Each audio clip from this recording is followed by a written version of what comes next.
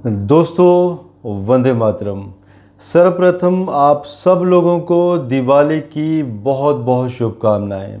दिवाली के दूसरे दिन सूर्य ग्रहण भी लगने जा रहा है और आप लोगों के कुछ क्वेश्चंस भी हैं इसमें कि सूर्य ग्रहण योग क्या होता है और क्या वो आपकी कुंडली में तो नहीं बन रहा है, और अगर सूर्य ग्रहण योग बन रहा है तो उसे एक सिंपल तरीके से कुंडली में कैसे देखा जाए, और अगर ये बन रहा है तो इसके उपाय क्या हैं और इसके दुष्प्रभाव क्या पड़ते हैं।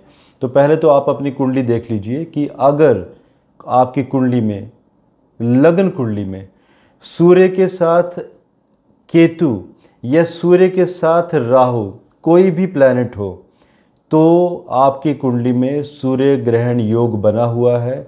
इसके मैं जनरल आप लोगों को बता देता हूं कि क्या क्या परेशानियां होती हैं, और ये बात अलग है कि कुंडली देखकर ही पता चलेगा कि वो किस राशि का है, किस नक्षत्र काल में बना है, किस भाव में है और D9 में उसके क्या रिज़ल्ट्स होंगे। लेकिन जो जनरल रिज़ल्ट्स होते हैं, जो जनरल परेशानियां होती हैं लोगों को लाइफ में, वो मैं बता देता हूं, और उसके जो उपाय होते हैं वो सूर्य ग्रहण वाले दिन ही होंगे। तो आपके लिए एक बेहतरीन मौका है कि सूर्य ग्रहण आने वाला है तो आपकी कुंडली में जो सूर्य ग्रहण योग बना हुआ है उसका उपाय भी हो जाएगा।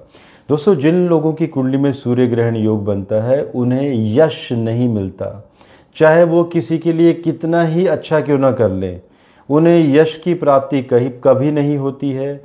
हड्डियों में दर्द बना रहता है, अक्सर हड्डियां कमज़ोर होती हैं, खून की कमी होती है, ऑथोरिटेटिव कम्युनिकेशन नहीं कर पाते हैं ऐसे लोग, उन्हें सत्ता की प्राप्ति नहीं होती है, सत्ता सुख पाने में चूक जाते हैं, और पितृ कष्ट, पिता की तरफ से कष्ट, या तो पिता की आयु का कम हो जाना, या तो पिता के सुख में कमी होना, या तो स्वयं भी मस्तिष्क के रोग होना जिसमें कि माइग्रेन, साइनस एंड साथ में हृदय पीड़ा होना।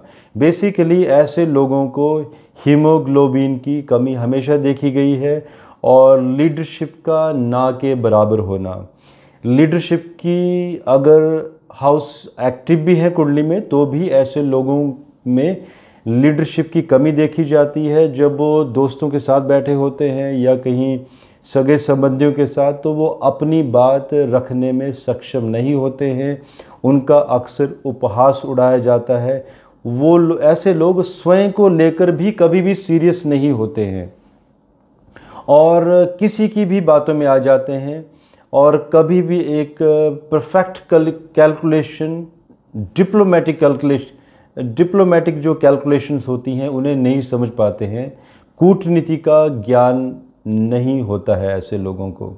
तो दोस्तों, सूर्य ग्रहण कुंडली में होना बहुत सारी और भी परेशानियों को जन्म देता है। ये तो मैंने बेसिक बातें बताई हैं आप लोगों को, जिसमें कि संतान कष्ट भी दिखाता है, क्योंकि सूर्य पुत्र कारक भी है, पुत्री कारक भी है, आत्मा कारक प्लैनेट भी कहा गया है सूर्य को। तो ये आत्मा मीन्स चक्रास को एक्टिवेट ही नहीं होने देता। ऐसे लोगों के चक्रास सिंक नहीं होते हैं, कभी भी ऐसे लोग मेडिटेशन ध्यान नहीं लगा पाते हैं। ऐसे लोगों की आत्मा, शरीर, हार्ट एंड ब्रेन का इंटरकनेक्शन नहीं हो पाता है बेहतरीन तरीके से। अब बहुत कुछ है इसमें बोलने के लिए, तो उपाय क्या है? देखिए, सूर्य ग्रहण जो बराबर एग्जैक्ट डिग्री बनेगी सूर्य और चंद्रमा की भारत में दिल्ली समय में 4:17 पर।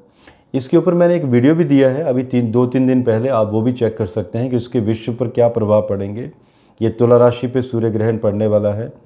सूतक तो बेसिकली मॉर्निंग में भी शुरू हो जाएगा, अपनी अपनी मान्यता है, लेकिन जो लोग इसका उपाय करना चाहते हैं उनके लिए बेहतरीन है कि 4:17 का समय है, 25 अक्टूबर को। भारत में बहुत सारे शहर भी हैं, आप 10-15 मिनट आगे पीछे लेके चल सकते हैं इसको। तो जो आपको पूजा आरंभ करनी है आप उसे 2 बजे से, दिन को 2 बजे से लेकर शाम को अराउंड 6 बजे तक आप पूजा कर सकते हैं। तो पूजा में आपको क्या करना है? सूर्याष्टक स्तोत्र नंबर 1 एंड नंबर 2 आदित्य हृदय स्तोत्र। ये 2 स्तोत्र आपको लगातार, कोई भी एक भी पकड़ सकते हैं आप। अगर ये दोनों में से आप कंफर्टेबल नहीं है तो आप सूर्य के मंत्रों का भी जाप कर सकते हैं, बीज मंत्रों का, या तो आप ओम सूर्य देवाय नमः की भी आप मंत्र आप पढ़ सकते हैं।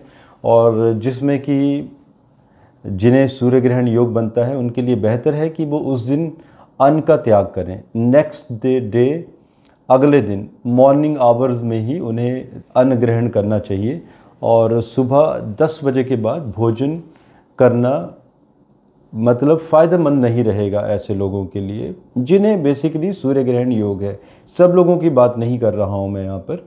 और ये 2 उपाय तो बनते ही बनते हैं। इसके साथ साथ बेहतर है कि ये तो जो सूर्य ग्रहण के लिए आदित्य हृदय स्तोत्रम जो मैंने बताया ये तो आप करेंगे ही, जो कि 4 घंटे आप लगातार पूजा करनी है आपको। और उसके बाद सायंकाल को कुछ गरीब लोगों को आप दान पुण्य भी कर सकते हैं। कुछ खाद्य पदार्थ और विशेषतया जो लोग रोगग्रस्त हैं और अगर किसी इंसान को आप जानते हैं जिसे हृदय का रोग हो या तो मस्तिष्क का कोई रोग हो, तो ऐसे व्यक्ति विशेष के लिए आप उसका इलाज करवाने का भी प्रबंध कर सकते हैं, उसे धन दे सकते हैं, उसके लिए दवाइयाँ ले सकते हैं। सो दोस्तों ये छोटे से अगर आप उपाय कर लेते हैं तो बहुत बेनिफिट मिलेगा। और प्रैक्टिकल रेमेडी भी मैं बताऊंगा कि एक्सरसाइज भी हो जाएगी आप लोगों की। हर तीसरे दिन या तो वीक में 2 बार सूर्य नमस्कार आसन, तो बहुत सारे वीडियोस मिल जाएंगे आप लोगों को YouTube में जो आपको योगा एक्सपर्ट सूर्य नमस्कार करना सिखाएंगे।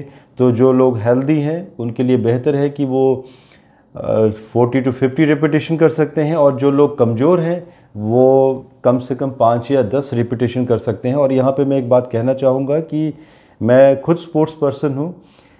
हर रोज़ सूर्य नमस्कार आसन नहीं करना चाहिए, रैदर कोई भी आसन कोई भी एक्सरसाइज हर रोज़ नहीं करनी चाहिए। मसल फटिक हो जाते हैं, मसल्स डैमेज होने का खतरा होता है। एक एक्सरसाइज जब होती है तो शरीर को कम से कम 72 आवर्स का रेस्ट देना चाहिए उन पर्टिकुलर मसल्स को। तो अगर मैं ये भी कह सकता हूँ कि अगर आप रिलीजियसली करना चाहते हैं तो आप संडे को भी सूर्य नमस्कार आसन कर सकते हैं और इसके साथ साथ तांबे के लोटे में सूर्य को जल भी दे सकते हैं। एंड विशेषतया सूर्य एक ऐसा प्लैनेट है जो स्थिर है, जो अपनी जगह से कभी नहीं हिलता है, बल्कि बाकी जितने भी प्लैनेट हैं वो सूर्य के इर्द गिर्द चक्कर लगाते रहते हैं। तो अगर आप सूर्य को जल देना शुरू करते हैं तो एक ऐसा नियम बनाएं कि 40 दिन आप एक ही समय में सूर्य को जल दें। और उसके बाद अगर आपको साइकिल चेंज करना है तो आप एक विश करें कि अब आप साइकिल चेंज करने वाले हैं सूर्य को जल देने का। तो अगले 40 दिन फिर आपका जो टाइम है वो सेम होना चाहिए, क्योंकि सूर्य के लिए बहुत ज़रूरी है उपाय के लिए कि आपके अंदर वो स्थिरता भी दिखनी चाहिए सूर्य देव जी को। सो दोस्तों ये कुछ उपाय हैं, आप कीजिए इन उपायों को और डेफिनेटली आपको लाभ होगा। और ये जो परेशानियां होती हैं सूर्य ग्रहण योग की वजह से, ये मैं ये तो नहीं कहूँगा कि 100% कम हो जाएंगी, 95% तक का तो फ़ायदा मिलेगा, क्योंकि योग है 5% तो प्रभाव वो देकर ही जाएगा। और इसके एग्जैक्ट अगर आपको रिजल्ट्स जानने हैं कि आपकी कुंडली में जो सूर्य ग्रहण योग बनता है उसके क्या परिणाम हो सकते हैं, तो इसे आप अपने ज्योतिषी से ज़रूर सलाह मशवरा करें कि और क्या क्या हो सकता है उस योग द्वारा। तो दोस्तों मुझे इजाज़त दें। एंड अगेन वंस अगेन आप लोगों को दिवाली की बहुत बहुत शुभकामनाएं। धन्यवाद। भारत माता की जय।